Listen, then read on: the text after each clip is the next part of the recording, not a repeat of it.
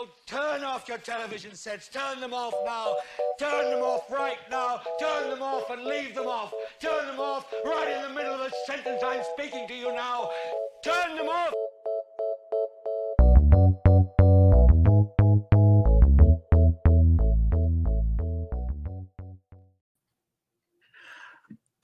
We are back for another recap of The Last of Us. Today we'll be We've been covering crying. episode 3. Long time. Yes, we have been. Courtney, how's it been going? It's been going very good. I'm losing my voice because there's toxic fumes in Alabama, but also I was crying after the episode.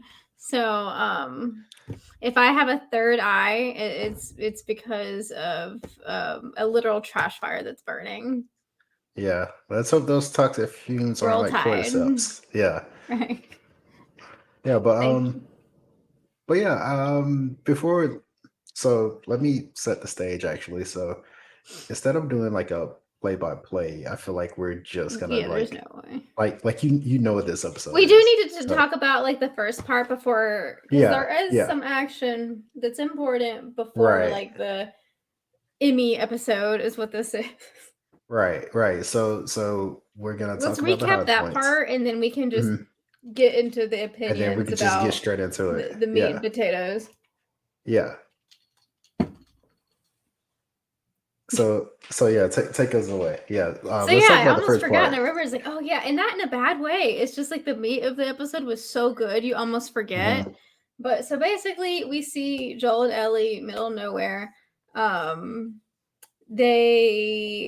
They come across this, first of all, an airplane, and I think that it's really cool because she's like, "Wow, you got to be an air," and he's like, "Yeah, I'm paid $12 for a snack." I thought that was endearing, and then I think it's like a very poignant and interesting one. Remember what I said last time is that I hope they spend more time introducing us to like more bads than just the zombies, which is Fedra, Raiders, and the like, and we got both of that. So I like how she kind of introduced, like, they don't teach you everything in Fedra school. Like, they didn't even really teach them that much on how it started, even though it's very clear. So it's like very typical that even like when the world is like almost ended, that there's still some erasure in how things are happening. And I think that they probably took a little bit from real life when our pandemic happened. So, but one of the most poignant things is he tries to warn. He's like, "Hey, you don't want to see what's coming up." She goes anyway. It is a bunch of skeletons of people who have died who were not infected. So what happened is Fedra were forcefully taking people to QZ, which is quarantine zones. And anyone they didn't have room for, they would just kill. So they were culling the population, and you kind of zoom in to what is obviously the remains of a mother and a child. And I think in an ingenious transition, like it zooms into the fabric of the clothes and you zoom out, and it's 20 years before, and you see that mother and child being loaded up on the van. And then we get introduced to Bill, who is very funny. He's a doomsday prepper, a survivalist, he's a doomsday prepper. And he's like, "You're not going to take me in New World Order," which is like, we laugh at now, but that actually was, he survived because of that. So that takes us to the beautiful adventures of Bill and Frank. So yeah, I want to talk about the format a bit because one thing I really, because creators are creators and when they make good stuff, I want to give them their credit. But I feel like I have to compare this to a show that I watched recently.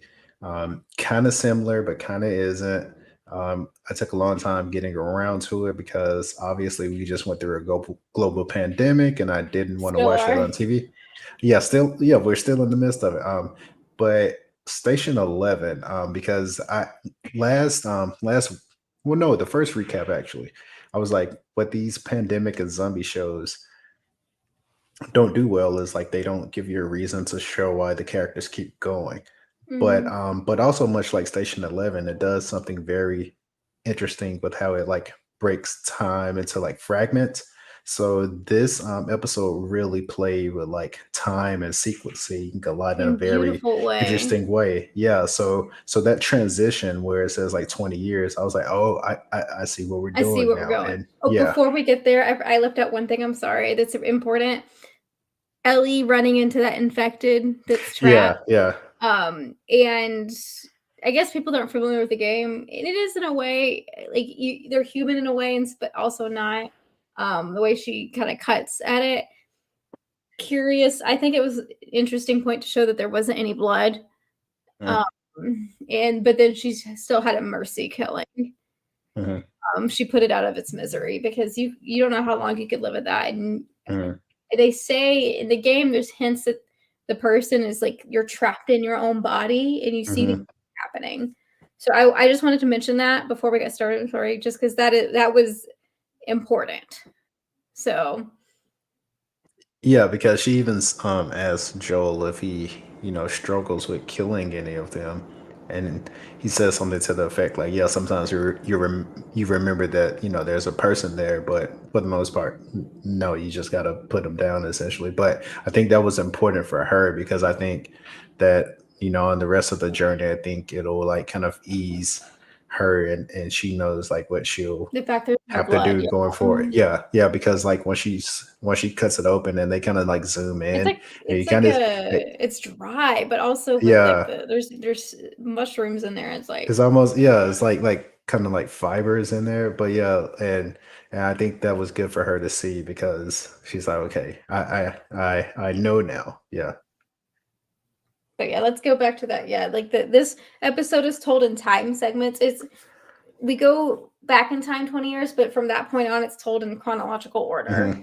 but in Hmm. pieces and in a Hmm. way that makes sense. It's not in a way that's jumpy. Like we see probably important pivotal moments of this budding relationship. Hmm. So, do you want to kind And of, yeah? yeah, so shout out to Nick Offerman. Yeah, Nick Oh Offerman my comes God, this through. is probably his Uh, best work. I'm serious. No, it seriously is. So, like you said, his character is a doomsday Gimme. prepper. So as Fedro was taking people away, by the way, he called them literal Nazis, which explains why they don't, tell people what happened. But I digress. But yeah, when they're It taking starts out everyone very Nick away, Offerman, I will say. Like the Doomsday exactly, Prepper type. It's very him. You're like, exactly. oh, he's just playing himself, but it gets Uh-huh. deeper. Yeah. Yeah, so he's in this bunker, and the moment Fedra takes everyone away, he goes into town. He's able to get supplies, even able to stop by, the beverage store to get, a few cases of wine and other, And there's like a you Home know, Depot. And I'm yeah, and just other like, this is like libations. smart. Like this is something a Mhm. Doomsday Prepper would do if they Right. were smart. So like most Tuesday preppers, we're setting up this character to show that he's okay living in solitude. Like he's been expecting this, he's cool with it. He thinks this is going to be his life. So he basically builds a compound around his house and the small little block that he stayed on. He like basically builds a compound because he knows that eventually someone's going to come and someone does come eventually. Who's that, Cordy? It is a guy by the name of Frank. He falls into one of the traps. So, like, eventually the perimeter gets bigger. Like, there's this electric fence that Hmm. is around basically that whole small part of the town. It's like this very tiny country town, I think in Nebraska. But, yeah, it is very tiny. And this guy with the beard named Frank falls in. It's a very funny moment. It's very Nick Offerman because he gets him out. He has with a gun. He's like, "Okay, I'm gonna let you go because you don't look infected." It seems like I guess he killed a Fedra soldier because he has like the Hmm. thing. He sees he's Yeah. not infected. He's like, "Just go. I'm letting you leave." And then he's like, "Please, I'm hungry. I haven't eaten in 2 days." Um, and then one of my favorite lines from the whole episode, he's like, "No, I can't because if you're gonna go around telling every other bum that I have food, this is not an Arby's." It's like, And I'm yeah, like, that is such Arby's a wasn't Nick giving out. Offerman line. And he's like, Arby's is a restaurant. He's just like, I Yeah, think they he just never kind of gave showed that away he's free not all lunch. the way there. But that was just such a beautiful Nick Offerman line. Um, but then I guess he finally kind of just is like probably a little bit of yearning for human connection, because it doesn't matter how Yeah. introverted people are. You as a person, you're in human connection. I don't care what you say. You're not different. So he invites him over for dinner, lets him shower. I think because he's got the dinner. They got hot water, which I'm sure is amazing, because he's like, oh god, he's like, please, Right. can I just have 5 more minutes? Right. Like, Um, because like when's like let alone a shower? Like when's the last time like Frank has anyone probably has had a hot shower? right, probably since infection day. But yeah, I Right. think I think he like hunts, so I think it's like a rabbit dinner, but it's like really well done. Mhm. And he brings out this wine, and then Frank is like, it's like that meme that's like LGBTQ, like one of those memes. It's like the raised eyebrow, like that's what it is. Yeah, And you don't cook rabbit for someone and hand them a glass of Bordeaux without like, right, and like the way sending he certain poured it, and I signals. was Yeah. like, I mean, I Yeah. played I the was like, game, but at the huh. same time, you're like, Yeah. I was like, so yeah. you have taste. And then they have the piano, and they have this really beautiful tender moment. I don't remember what song that Frank was playing, and he's like, Yeah, no, I no, no, can't no, you're remember doing it what wrong. song. Yeah. And then I think, what's the artist of this one? I think she's probably gonna have her Kate Bush moment on TikTok. Yeah. Because it's a beautiful song.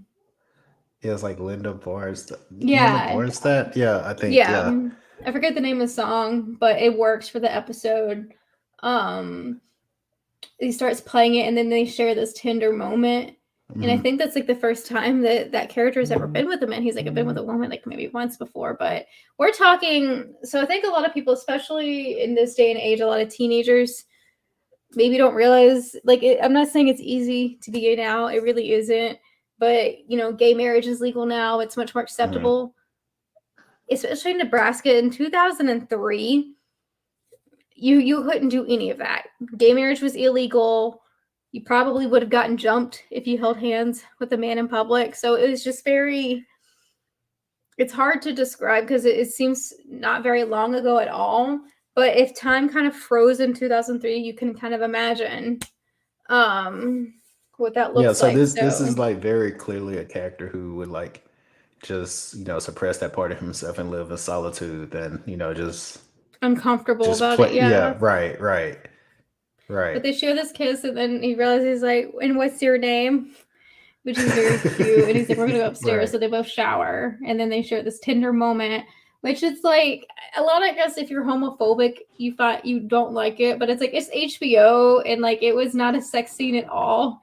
It was two Right. men in bed, like they just kiss each other. Like it's very tamed. So for people to be so upset about an HBO show, Like you must be new here.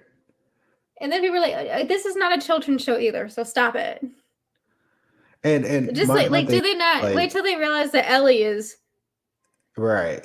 Oh, that's gonna be fun. But no, my thing with that is like as long as it serves the story, like I don't care. It wasn't I think it gratuitous at serves the all. story well. It served the story, and then it sets us up with like another amazing transition because Frank is like, if we do this, I'm gonna stay here for a little while, and then And we it's jump like two ahead in the years future. later. Yeah, 2 years later. And Yeah. and what happened 2 years later? All right. Let me see if I Because this is is that super what? early too. Like, Right. so I would assume that I'm gonna go ahead and assume that maybe like Frank stumbles in maybe the first year or so after things is what I'm gonna Yeah. say. Because Yeah. and this 2 year 'Cause- thing, that the people that we see look very young compared to the last episode. So I'm gonna presume this is maybe like 2005. mhm. That's my guess.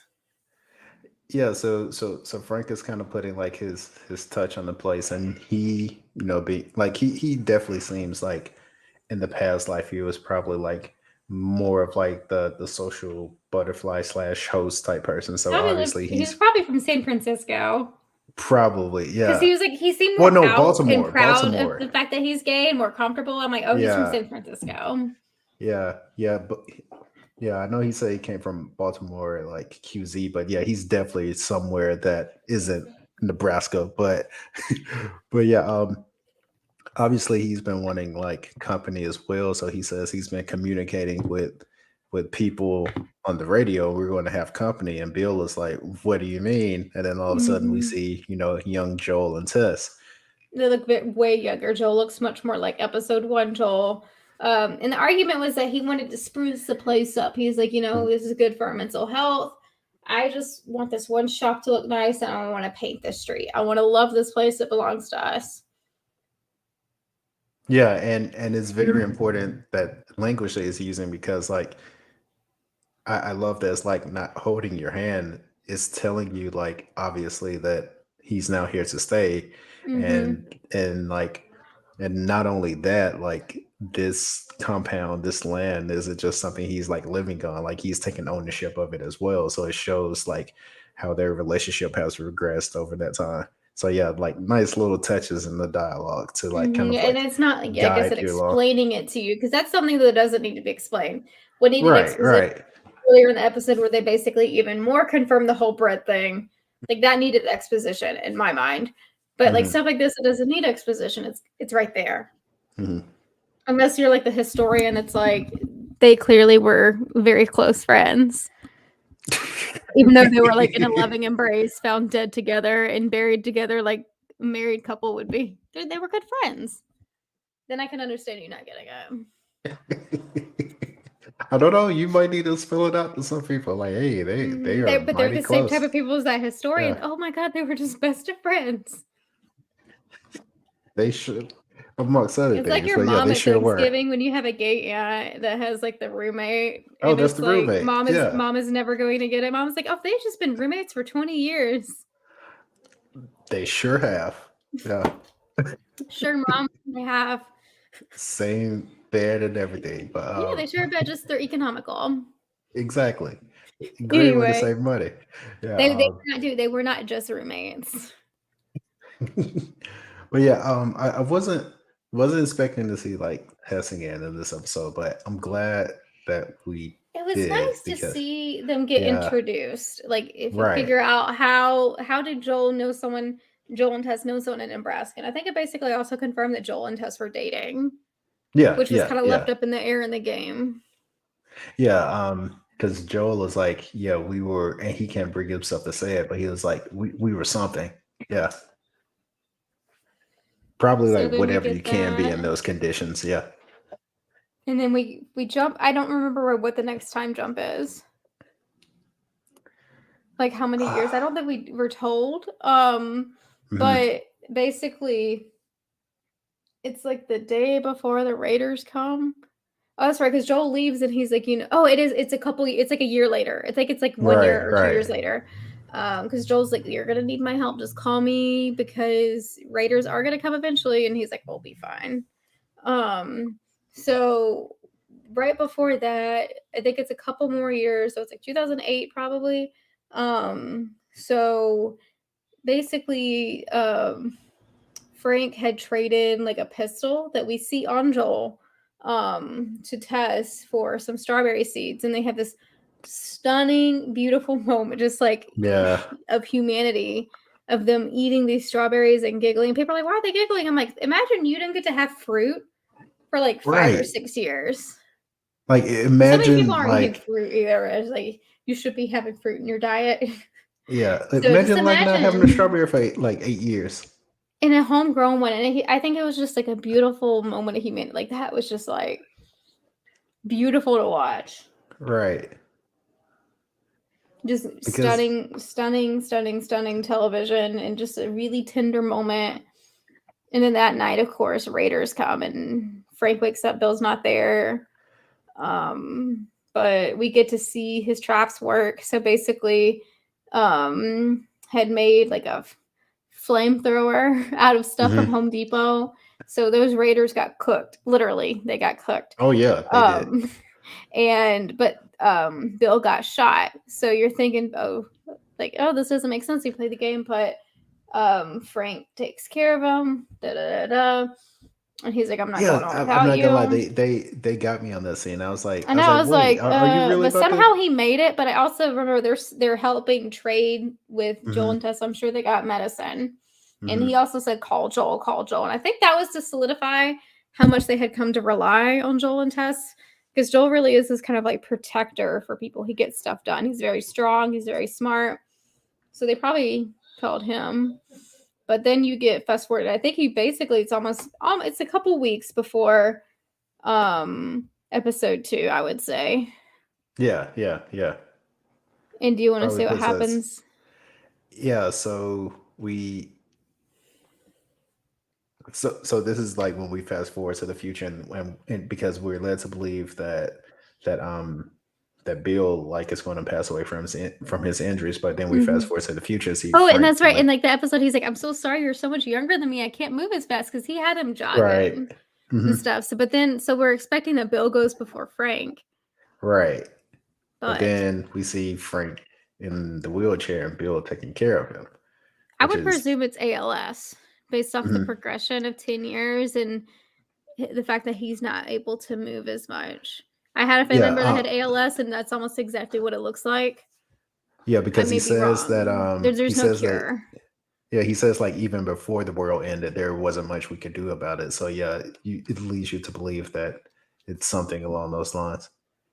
And I like that, like, and that's like just good TV. Like you don't even have to like just trust your audience. Like you don't even have to say like what it is. Like who cares? We don't care. Yeah, who Like cares? All just that matters is that they both have aged visibly, and they have this small argument. He's like, "Don't fall asleep on me all day," and he's like, "I'm not, because it's gonna be my last day." And this is Nick Offerman's Emmy moment where he's processing this because he's gonna be like, "Okay, this is what I want you to do for me on my last day.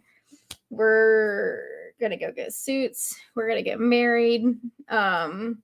You're gonna make me the same dinner you made me the first night that we met." And during this time, Bill is just sobbing. And he's like, "I can't do it." And he's like, "Do you love me?" And he's like, "Of course, yes." And he's like, "Then you're gonna love me the way that I want," which is beautiful writing, beautiful dialogue. And then we just get this montage of this happening, and it's just him helping him live his last day. And I think it's Vicodin what they have, and it's like a whole pill bottle. So yeah, that's gonna kill you if you don't do it. Don't do it. I would do it if I was in a zombie apocalypse though, because I don't know if I had a reason to live. But anyway, but don't do it because we're not in a zombie apocalypse. So they have that, they live their day, and they have this beautiful dinner. It's very emotional. You can tell there's this kind of almost awkward silence, and they're just relishing the moment. And I think the fact that, again, I want to explain like what I did earlier, the fact that they went and got married is a big deal. Because again, when the outbreak happened, gay marriage was not legal. Yeah, like think about like what was going on in like 2003. So like There I was think that something might very get lost big. on some Yeah. of the younger viewers. Mhm. So I want that to be emphasized. So like that was just a big deal. I loved that. So back to the dinner, we finally get to the point where it's the end of the night.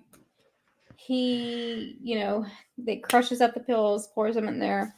He watches him drink it. This is big. This is important. As soon as I watched him drink it, he watches him, and then he downs his. And I'm like, the fact that he downed it, and then Frank realizes the same thing. He's like, that wasn't the whole pill bottle, so they halved it. And he's like, it's enough to take out a horse.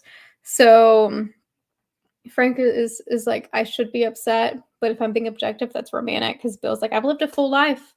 You were my purpose. And I'm like, oh. You were my purpose. Because they were together like 17 years. Mhm. So he's like, I'm old. I'm satisfied. And that is a huge change from the games. Because I'm going to go say, in the games, it's not as nice. So it's alluded to that they were a couple. Something happens where Frank hates Bill and commits suicide and leaves a really nasty note and says, I'd rather have been dead. So I don't think that serves the story. So I'm glad they changed it. And I know people are sad that Bill's no longer around. But in the game, something happens where you don't know if Bill's going to make it from that. And I think for the purpose of the plot, it's a better driver, this love story. Because it's not just like a random, it's very important to the plot. Because Joel was there, obviously, it's implied multiple times to know this relationship. So... But because when he notices that their flowers are dying. That's how he Mhm. knows. So, of course, he doesn't read the letter. Ellie reads I the was, I letter. was, I was just going to say, the part that crushed me, like when Ellie's reading the letter, and she was like, "Take whatever Don't you go in the need. bedroom. Don't go in the bedroom. Take whatever you need and take care of Tess." And then, And then like, I Tess think is once, gone. I yeah, know. I It's like think, and then it kind of, I think this is the moment where it like snaps for Joel. for Like, Joel. yeah, like it's really going to like snap for Joel now. Like, okay, Tess is like Because she said, save last. who you can save. And Mhm. I think in the letter, there's Yeah, something similar. right.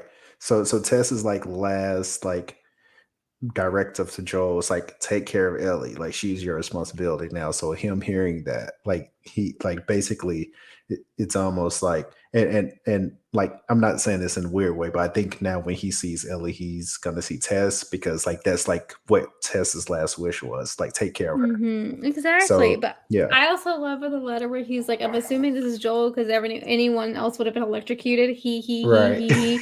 I think that's like an ode to, and then you and then you laugh just like that.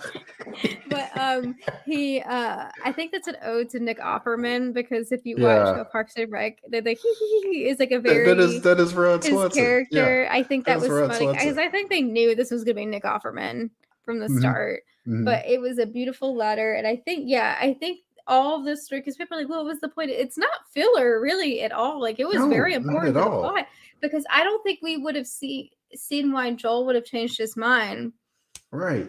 other than this because he kind of realized that like it's something worth dying for, something worth living for, and Tess was like, this is how we can make up for the bad things that we've done."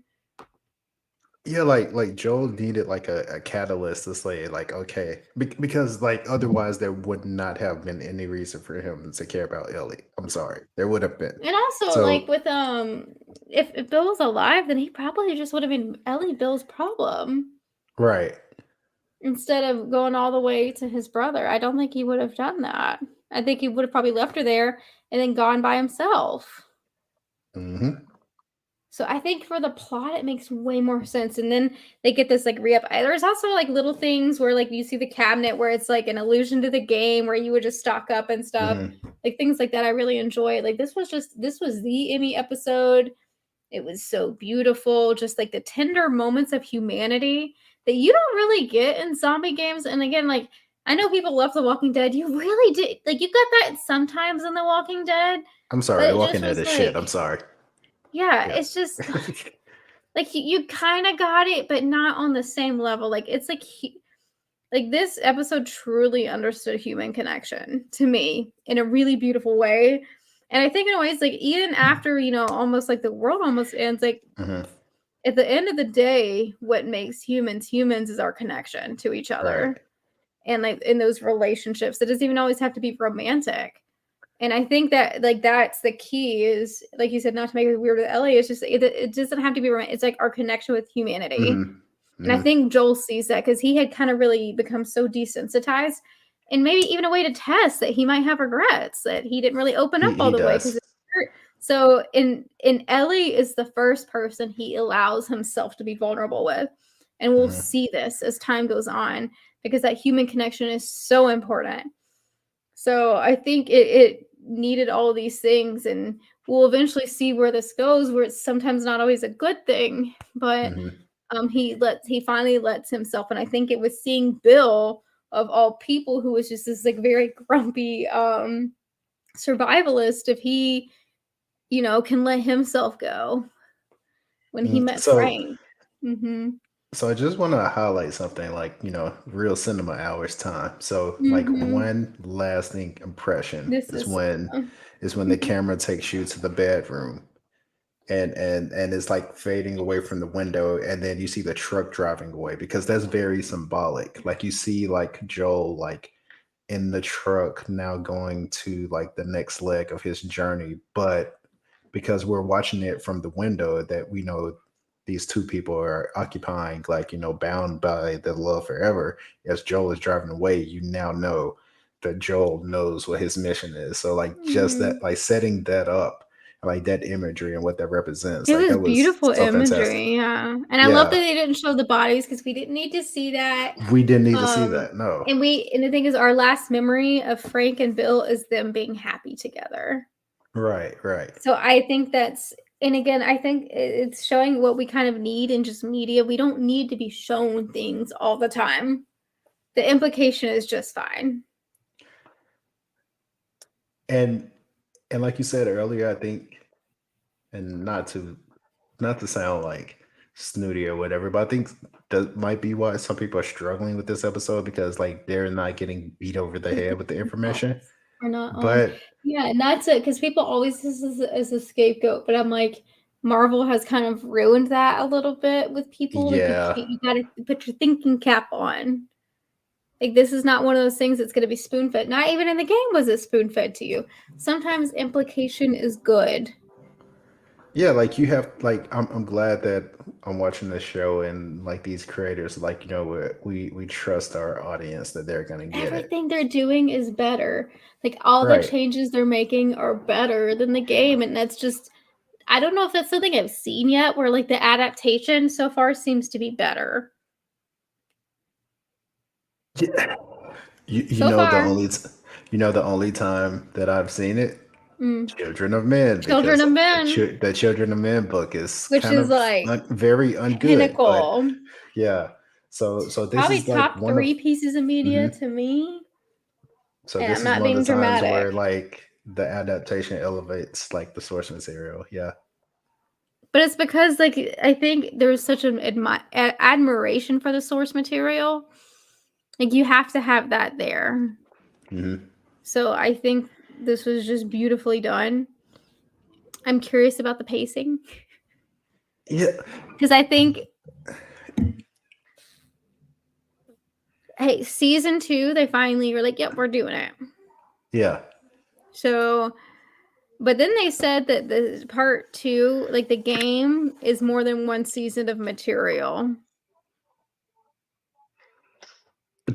I think that, I mean, I agree. I agree that second game is more than one Yeah. season of material. I Because agree. remember what I said in the first episode? Like, are they good? Like, are they that bold to That's like what I'm do that? wondering. I personally wouldn't. But with this, did you see the trailer? I haven't seen the trailer yet. Okay, No. so the trailer, but you played the game. So the trailer Yeah. basically is just he's not injured. Do you remember that Okay. bit? Oh yeah, yeah, yeah. That's in the trailer. So that's,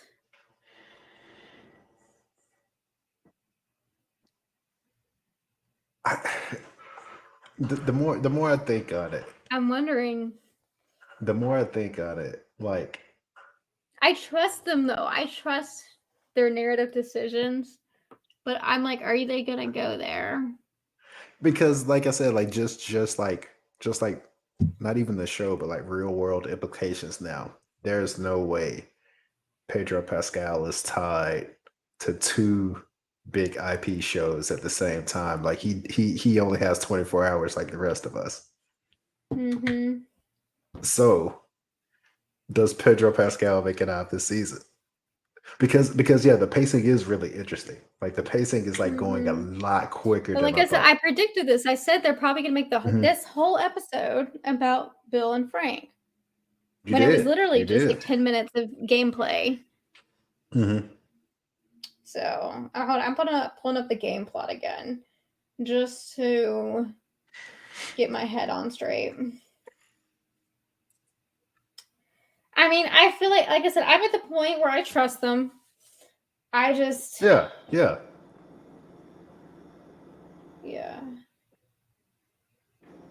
Hold on. I'm curious because that paragraph that was Bill and Frank. If you want to know something interesting, they haven't released the title of the last episode yet. Yeah. Oh, have they released the titles of the others? Because at first they didn't release any of the extra Yeah. of the Yeah. others. So All right, let's they're go over the all titles out. while I read the plot. Yeah. So of course this one was long time. Which For that's please the name hold of the song. right. Please hold my hand. Endure and survive. Kin left behind, and when we are in need, and episode 9, that title has not dropped yet. I'm wondering if Endure and Survive is what I thought the end of the season was going to be. That's what I'm thinking. That is what I'm thinking. I mean, I guess it makes sense.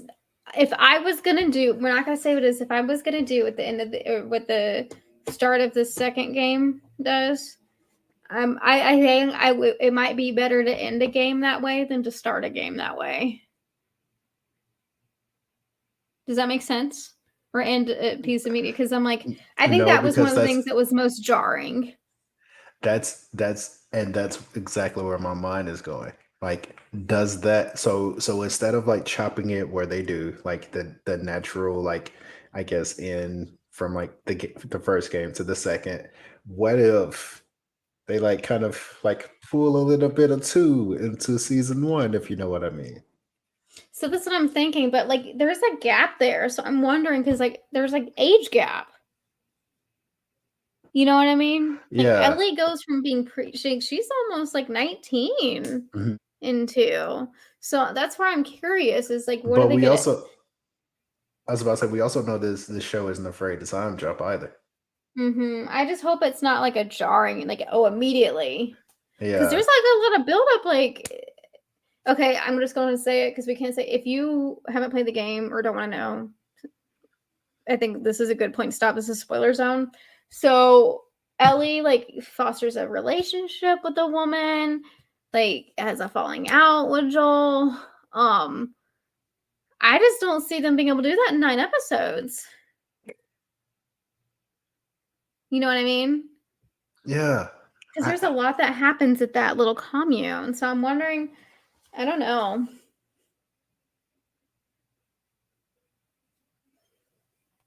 Okay, let's go. Can you list the names of the episodes one more time? Yeah. So one more time. Yeah, actually, let me see if I could just share the screen. Oh my god, you know what's next? No, what's next? The episode.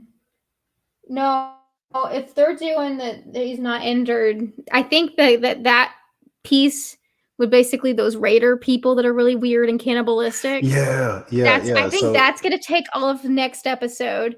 And you know what's gonna be the next episode after that? Oh my god, no, you know what's gonna be Ken, I think. Do you remember that the brothers, and the baby brother gets infected and then he kills himself? Oh yeah. I think that might be Ken. That would make sense.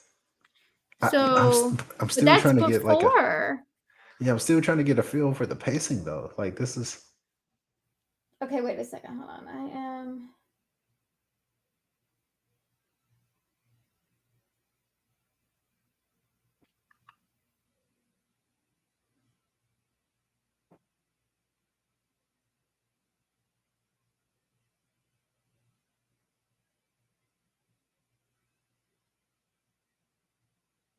No. I wonder if that's maybe when he hooks back up with Tommy. Because remember, it's not at the end. Ken might be when he gets back with Tommy. Because there's like a lot that happens with Tommy. Yeah, because I did see like a little clip of how they're gonna do it in the show, and basically like he's gonna reach Tommy and it's not gonna go how he thinks it's gonna So go. I think next episode will probably primarily be the bandits. And then we run into the brother duo, and I'm willing to bet maybe we end on that tragedy. Because they're just going to hurt people's feelings more. And then what I think is maybe no, because we need to do Please Hold My Hand, but then the trailer basically has the he's not injured. And I cannot remember where at what point that happens. But I'm pretty sure it's the bandits, which makes sense. And I'm just trying to think, can they do a whole episode off of that? I'm wondering if they'll have if they might do a little bit of backstory with the two brothers. I wish you could watch the trailer. Their car is wrecked, and then they ally with two brothers, Henry and Sam. So I'm willing to bet that might be the next episode, Hold My Hand. And then the survival one, what happens after that? Maybe that's when they find Tommy, or maybe it's a Tommy backstory. Yeah, like maybe we get to see like what Tommy has been up to all this Yeah, because time. he gets like married and stuff. Yeah.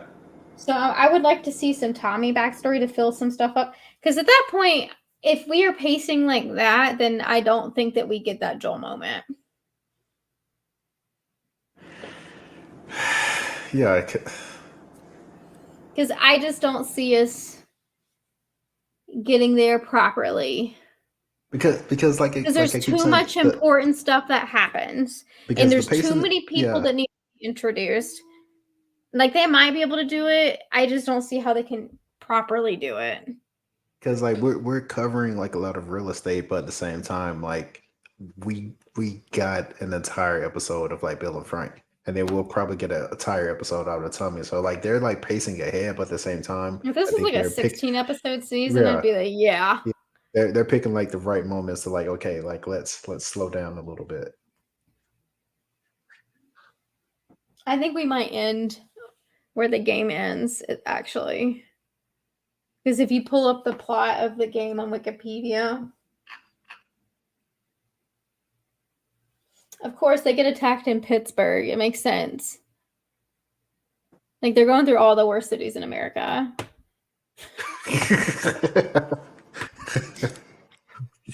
No offense to Pittsburgh. I only say that because my granddad's from Philly. I'm sorry. Like the hate is generational. It passes down. And plus I'm from Birmingham. Okay, we did it first. We did the iron thing first. Okay, we're the Steel City. Get off me. The real Steel City. Yeah. We are the real one. Exactly. But no, I think the bandits and then the Sam and his brother take up all the next episode. Because we could do the bandits and get some flashback backstory to Sam and the brother to make that dagger worse. That was really sad. Because you remember that, right? So we'll say this before we depart because I actually forgot about it. We need to get a whole. Okay, we definitely can because we have to see the Ellie backstory. Remember? So yeah, in the mall. Because we got a trailer of it. I was gonna say this. This might be a little insight to the pacing. I just forgot about this by looking at the wiki page. So when Neil, in 2014, like Neil Druckmann, like was going to make. Can you put it on the screen? A movie of this. He was going to make a movie of this, but remember, he got stuck in development hell, and that movie eventually became the show. So what if? I mean, like that might give you an idea. So, and we know, like in the current landscape of TV, like basically TV shows are like elongated movies. So I feel like that might give us an idea of like what the pacing might have been or would be. Because I'm just saying, I feel like. Do we have the cast list for each episode yet? It's probably on IMDb. Yeah, it's probably on IMDb. Because we wrap this up quick. You know what? I have learned my lesson. I want to stay away from that. Yeah, because you might. But I just think with the pacing, I don't see it being possible because that big upset moment doesn't immediately happen in game 2. It's like at the end of the first quarter of game 2. So I can see it being like, let's say it's season 2, right? I can see it being like episode 3 or 4, maybe midway. And then season 3 would be all Abby. Yeah. Because, like, to me, when Neil Druckmann said game 2 is more than one season, I was thinking the Ellie half of the story, then the Abby half of the story. But him saying that also leads me to believe that game 1 is one season. I don't know. Yes, but then that big Joel moment doesn't happen in game 1. Right. So I think that it goes along with my theory. So what they could probably do to get Pedro Pascal for another season is that he doesn't have to be there for the whole season. He's not doing 9 episodes. He's probably doing like 3 or 4. Yeah, like And and most like a of those are handful of like Ellie. And it's not flashbacks. even Yeah, all Joel. Most of those are Ellie. yeah.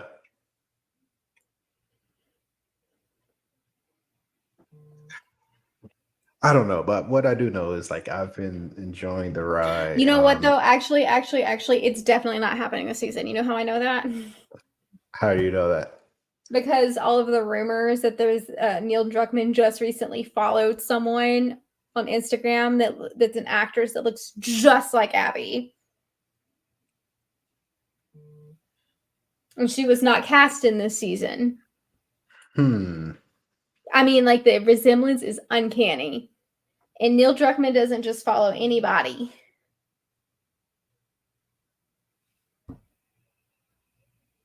Okay.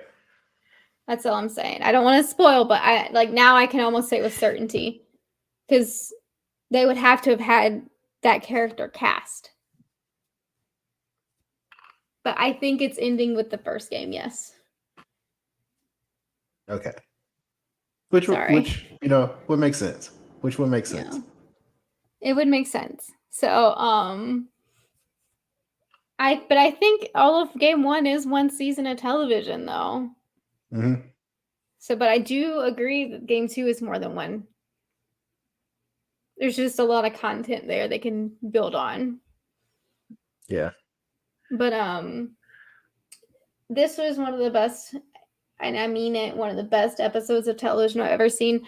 I would even say, like, except for the first part, it almost can even work as a standalone episode of television. Like, if you just want to watch this one episode, you're not that lost. Like, it's just, the only bad thing about this episode is what's the actor that plays Frank? I forget his name. He's in White Lotus. Yeah, I just know him from White Lotus. Yeah. What's his name? It's the shady hotel manager. So they're gonna have to compete in the same category for the Emmy. That's the only bad thing for the guest spot. Mm-hmm. But I'm gonna be honest, it goes to Nick Offerman, and that's just because he's more famous. Yeah. But like his acting to me was just so profound and beautiful. I think he really captured that character as well, just so well. Mm-hmm. I loved this from him. I think this was fantastic. And if people are upset about gay people being in Last of Us, oh god, they have. This is not the game to be. This is not the piece of media to be homophobic about. Because even in 2013. Yeah, you're definitely in for a fun time if you have gripes with this one. If it's episode. like woke, and I'm just like, this is just like, you know what I think it is it's 2 masculine men. That's why. Yeah. That's literally why. But anyway, it's like one of the best episodes of television I've ever seen, and I have seen a lot of television as well. Like I said, in essence, it reminds me a lot of the San Junipero episode of Black Mirror because, like, there's this song that's an old 80s song that perfectly fits the plot of the episode because it's like heaven is a place on earth, and because like literally that's what the episode's about. Mm-hmm. And it's a beautiful queer love story, and I just saw a lot of parallels. So, stunning. I would say it's a stunning piece of television. I hope it gets a lot of Emmys. It deserves it. Yeah. Give Nick Offer. I don't think he's ever even been nominated. This is the thing to do it. Yeah, I was trying to remember if he was nominated for Devs, which is and I don't think he was. So yeah. Mm-hmm. I think without a doubt this is gonna be the one they submit. Mm-hmm. I really do. I think it might be episode 1 and episode 3. Mm-hmm. Mm-hmm. So this is just stunning. If you don't like it, then you're homophobic. It's like I just don't see where people wouldn't like it. Yeah, I mean, a myriad of different reasons, but none of them matter. So yeah. Right. It's just beautiful. I recommend it even if you don't want to watch the show. I just recommend it because it's just a beautiful story about being human. It's really just about humanity. Yeah. So, and I think this has sealed my trust for the showrunners. Because like they expanded this 10 minutes of gameplay. They've done it way better than the story, which was more about vindictive and regret. And this is a love story in the midst of trauma and sorrow. And I think that's a beautiful thing that they're able to do that. Mm-hmm. And I'll never forget this is not at Arby's. It's like the opposite of this is a Wendy's. I'm gonna start saying this is not at Arby's. Like, I want Arby's marketing to play off of that. I need them to. Like no free lunches.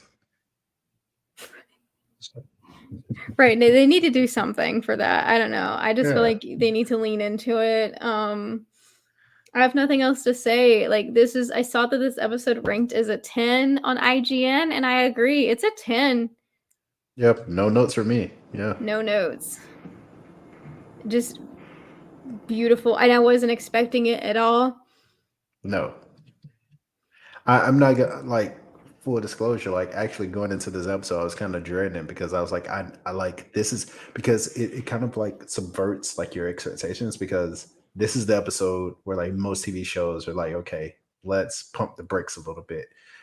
Which they did, but they like filler, but this isn't even filler. Like it was like a purposeful.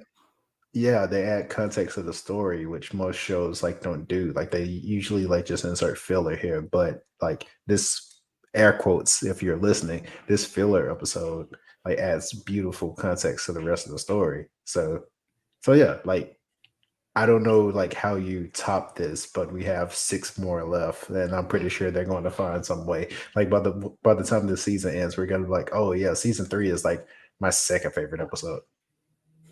Right. I think that I think they're just gonna traumatize people as much as possible, because if next episode is what I think it is, you're gonna be traumatized all over again. But it's not gonna be in a beautiful way. It's just gonna be in a like this is fucked up way. Like if you thought like watching Sarah die was bad, please Joel didn't have to kill his own daughter. Yeah. But this episode was needed, because I will say Last of Us doesn't have that like moment of beauty like in the actual game, and DLC maybe, but like it's missing from the game. So I think like that HBO just is so good at having these moments. Like I think we need to have that conversation eventually.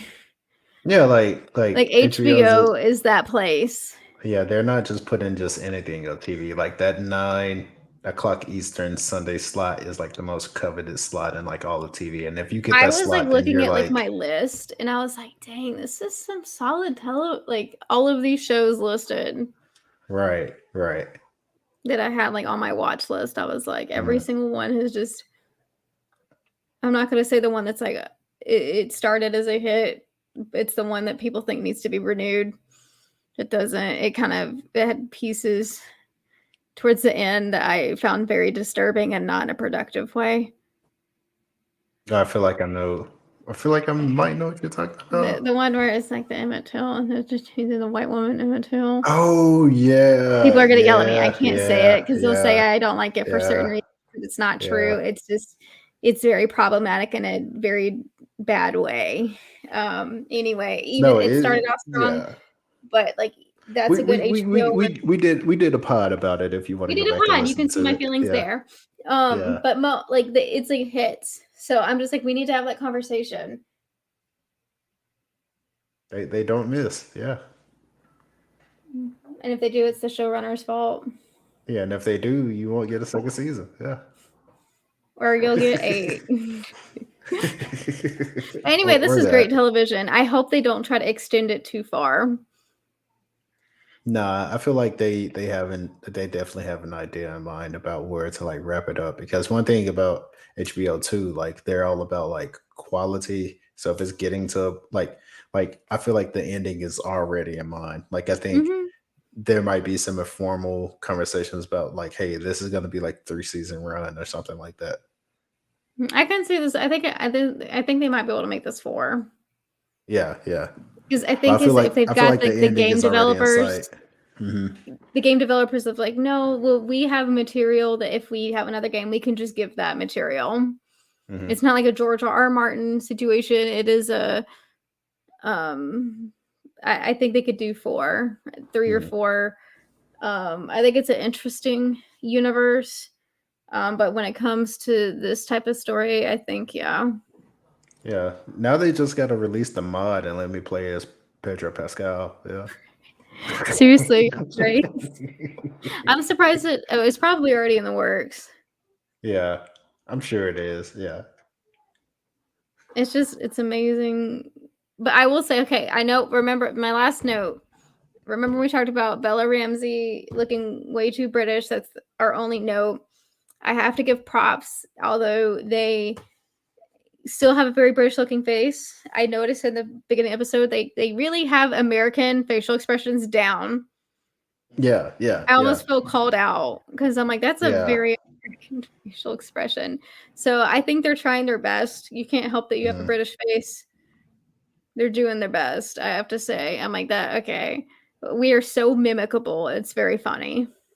Yeah. I'm like, it's kind of a bit of a read. I'm like, hey. Yeah, no, it's like a little bit of read. It's like, especially when they start doing the vocal fry, especially because I found out from my speech therapist that I did it so much that I'm damaging my vocal cords. And then, because I can speak more than one language, and then like I spoke one of the other languages I speak, and the vocal fry went away, and that was like one of the most embarrassing moments of my life. Like that's just like being American, like to a T. Anyway, yeah, it was a read. I was gonna say, even though we didn't get much of Pedro Pascal and Bella Ramsey, I think they still did fantastic in the parts that we saw them. Yeah. So, but oh my god, Nick Offerman. I was a side that I didn't know existed. Yeah, he's really like He showing his defeated chops. the I play characters that I secretly am challenge. He defeated that. Yes. I think he did. Mm-hmm. So I will storm whatever the building is that holds the committee for the Emmys. Like they storm the Capitol on January 6th if he doesn't get that Emmy. It'll just be me. Actually, it'll probably be the LGBTQ community. Academy of Motion Pictures, if you're listening. Yeah. Like you know it's coming. You know what to do. That's just stunning television. I think San Junipero actually won an Emmy, if I'm correct. And if it's not, it's gonna ruin my day. No, I'm like to me, it's the same tier. Even it's like very ironic. Like it's both like similar queer love stories. Like that, and that to me isn't what makes it similar. I think it's the story building and like the background of where they came from in this song, in the dystopian love story. But that was probably the best episode ever of Black Mirror. I'm gonna say right now. Anyway, and you know who doesn't have something like that is The Walking Dead. It's trash. Yeah. I was about to say I'm gonna disappoint you, but actually I haven't seen San Junipero. Huh? Because I haven't seen San Junipero only because you weren't like understand. You need assignment. Can you try to watch it this week? I can watch your unemployment ends, right? Yeah. I just have feelings about Black Mirror that I get it. Yeah. Can you watch that one episode? I can watch that one episode though. It's really good. It's a really good story. It is telling about the show that it's so unlike the other episodes. It's almost whiplash. So to bring this full circle, I actually like Mackenzie Davis and I want her to get more roles. She's in Station 11. You should watch Station 11. I will. Station 11 is fantastic. So yeah, we'll end here. Oh my god, we actually made it an hour. We made it an hour. Because we were like, we're barely gonna have anything to talk about in a good way. Yeah, in a very good way. But yeah, thanks for watching. Thanks for listening. Until next time, goodbye. An Emmy for Nick Offerman.